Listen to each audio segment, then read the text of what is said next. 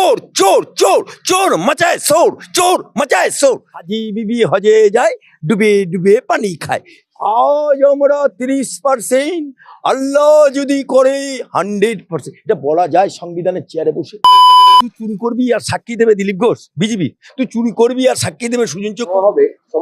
তো দর্শক, আজকে শুনুন আলী আফজাল চাচাকে তৃণমূলীরা কিভাবে মার্ডার করার পরিকল্পনা করেছিলেন।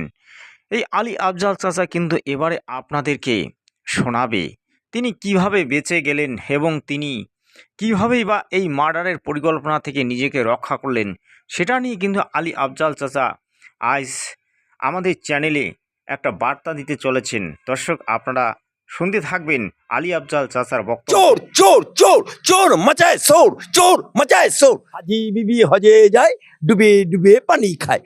আজ আমরা 30%, আল্লাহ যদি করে 100%। এটা বলা যায় সংবিধানের চেয়ারে বসে। তুই চুরি করবি আর সাক্ষী দেবে দিলীপ ঘোষ বিজেপি, তুই চুরি করবি আর সাক্ষী দেবে সুজন চক্রবর্তী। সমস্ত ক্ষতিপূরণ আপনাদেরকে বলে দিই, এই আমার হাইকোর্ট চত্বরে বা বিভিন্ন চত্বরে, নিউ মার্কেট, বড় বাজার, রাজা বাজার, বেনিয়াতলা, কলুটালা, গার্ডেন রিচ, সমস্ত জায়গায় তৃণমূলের আমলে ঘুটে কৌনের বেটারা কি চিনু কি হনু, ডালা লাগালেই 500 টাকা, ডালা লাগালেই 500 টাকা। হাওড়া স্টেশনে ডালায় লেবু বিক্রি করবে 500 টাকা। মানে এই যে তোলা, এর হিস্সা কিন্তু পুলিশও পাতো। পুলিশ একদম ধোয়া তুলসী পাতা তা না বাবু, उसमें भी खाद है, सबका निकल रहे। আজকে এই যে বেআইনি, আপনি বলুন ওয়াকফ, ফি সাবিলিল্লাহ সম্পত্তি, গরিবের সম্পত্তি, এতিমের সম্পত্তি, বিধবার সম্পত্তি। আমাদের কলকাতা কা মেয়র ফিরাদ হাকিম ওরফে ববি বাবু, সে আবার বলে, সে বলছি একটা মুসলমানের সবাই, আজ আমরা 30%, আল্লাহ যদি করে 100%। এটা বলা যায় সংবিধানের চেয়ারে বসে।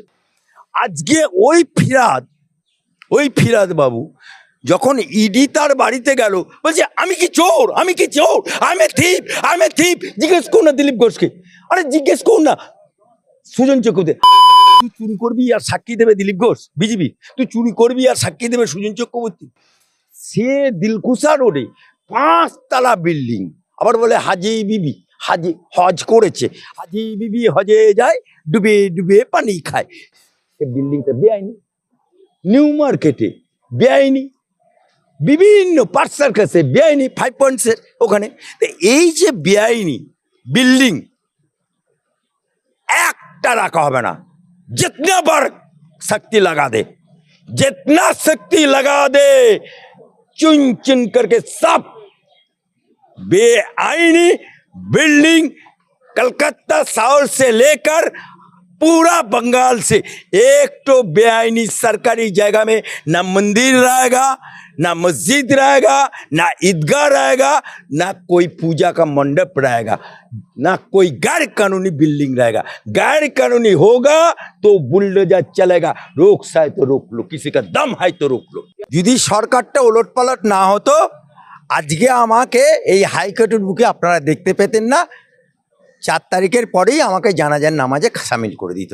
কারণ সেন্ট্রাল আইবি থেকে রিপোর্টে 3 তারিখে রাত্রিবেলায় আমার বাড়িতে আমার স্ত্রীকে এসে বলে গেছে যে সাহেবকে বাড়ি থেকে বেরোতে বারণ করবেন, আমরা প্রোটেকশনে আছি গোয়েন্দা বিভাগ থেকে সেন্ট্রালের। কিন্তু ওনাকে মারার জন্য আমাদের কাছে যে খবর আছে তাতে 4 জন সুপারি কিলার ডানকুনিতে ঢুকে বসে আছে ওনাকে মারার জন্য।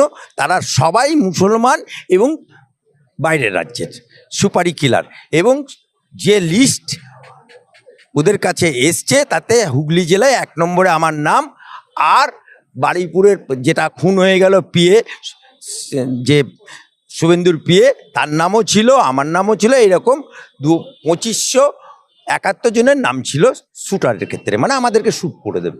তাই সরকার চলে গেছে, মমতা খালা, মমতা আপা, মমতা বুবু বলে মুই হারিনি, অবশেষে আমার রাজ্যপালজি তার মন্ত্রিমণ্ডলকে ডিসলভ করে দিয়েছে। দর্শক, এবারে আসছি খবরের সারাংশে। দেখুন, এই যে আলী আফজাল চাচার মতো একজন উকিলকে যারা মার্ডার করার পরিকল্পনা করেন, তারা কি ধরনের রাজনীতি করেন? আসলে তারা রাজনীতি করেননি। এতদিন তারা চালিয়েছিলেন সন্ত্রাস নীতি, মার্ডার নীতি এবং আইন বিরোধী কাজকর্ম করে তারা পশ্চিমবঙ্গবাসীকে জর্জরিত করে রেখেছিলেন। পশ্চিমবঙ্গের মানুষ অতিষ্ঠ হয়ে উঠেছিলেন, কিন্তু তারা কিছু করতে পারতেন না।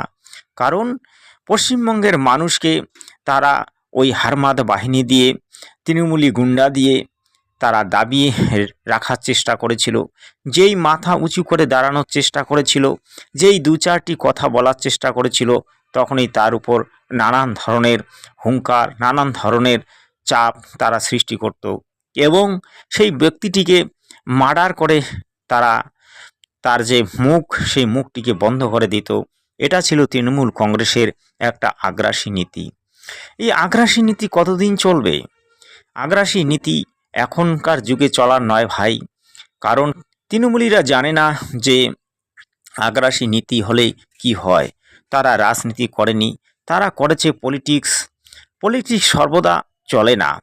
মানুষ নীতি, মানুষের রাজনীতি, মানুষের উন্নয়ন নীতি এবং মানুষের পরিষেবা দেওয়াটাই হচ্ছে আসল রাজনীতি। যারা এতটুকু জানে না, তারা কিভাবে পশ্চিমবঙ্গে টিকে থাকবে? তাই দর্শক, আজকে দেখুন, আলী আফজাল চাচার মতো একজন ব্যক্তিকে যারা খুন করার পরিকল্পনা করে, যারা ওই শুভেন্দু অধিকারী পিএকে খুন করে দেয়, যারা পশ্চিমবঙ্গের হাজারো হাজারো মানুষকে মারধর করেছে, যারা পশ্চিমবঙ্গে প্রায় 350-এর উপরে মানুষকে মার্ডার করেছে, তারা কি রাজনীতি করেছে? রাজনীতি করেনি ভাই।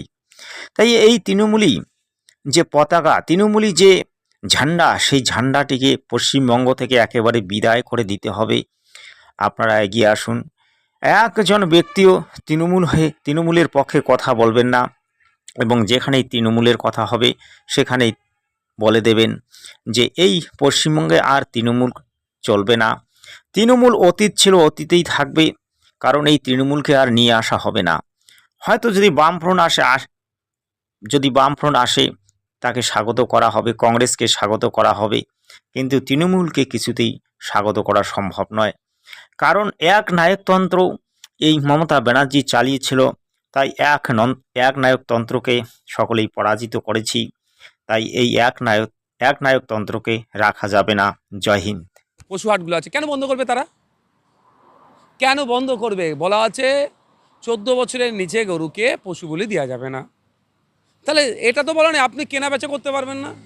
পুলিশ যদি আপনি নিয়ে আসছেন রাস্তায়, পুলিশ আপনাকে আটকালে আপনি বলুন যে আপনি পোষার জন্য নিয়ে আসছেন না বলি দেওয়ার জন্য নিয়ে আসছেন, সে প্রশ্নতে আছে।